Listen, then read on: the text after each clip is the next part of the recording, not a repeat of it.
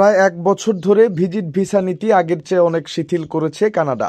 এই সুযোগে বাংলাদেশ থেকে প্রচুর সংখ্যক লোক ভিজিট ভিসায় কানাডা যাচ্ছেন।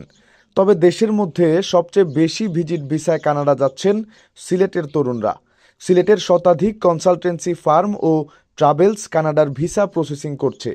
গেল ১ বছরে কয়েক হাজার মানুষ ভিজিট ভিসায় কানাডায় গেছেন বলে ধারণা করা হচ্ছে।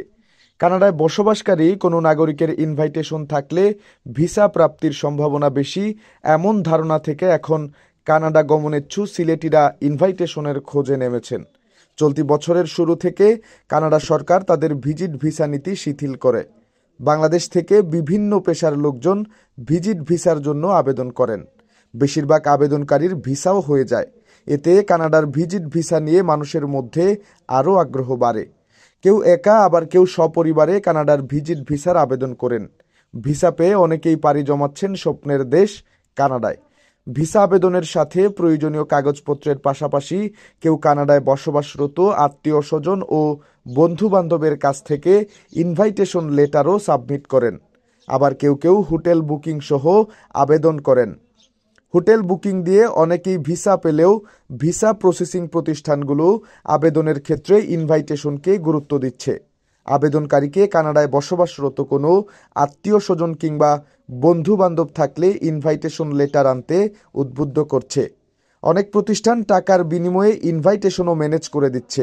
এজন্য তারা আবেদনকারীর কাছ থেকে মোটা অঙ্কের টাকা নিচ্ছে। 12 বছরের রিপ্লেসমেন্ট গ্যারান্টি নিয়ে তানভীর মেটালি প্রথম বাংলাদেশে। তানভীর মেটালের স্মার্ট পণ্য ব্যবহার করুন, স্মার্ট হন।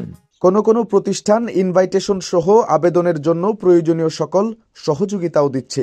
এক্ষেত্রে তারা আবেদনকারীর কাছ থেকে আবেদনের সময় অগ্রিম 50,000 থেকে 1 লাখ টাকা নিচ্ছে। সেই সাথে নিচ্ছে এমবেসি ফি। আর ভিসা হলে জনপ্রতি নিচ্ছে 6 থেকে 20 লাখ পর্যন্ত টাকা। এদিকে ভিসা প্রসেসিংকারী প্রতিষ্ঠানগুলো ইনভাইটেশন লেটারকে গুরুত্ব দেওয়ায় কানাডা গমনেচ্ছু সিলেটিরা এখন ছুটছেন ইনভাইটেশনের পেছনে।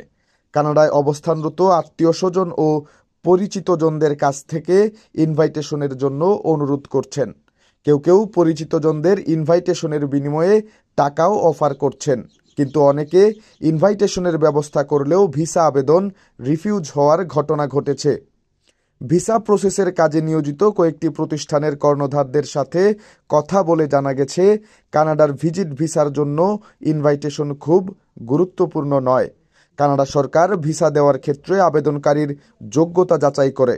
আবেদনকারীর আর্থিক ও সামাজিক অবস্থান এবং ভ্রমণ শেষে দেশে ফিরে আসার সম্ভাবনা যাচাই করেই ভিসা দিচ্ছে। এক্ষেত্রে কেউ হোটেল বুকিং দিয়ে আবেদন করলেও ভিসা পাওয়ার যথেষ্ট সম্ভাবনা রয়েছে।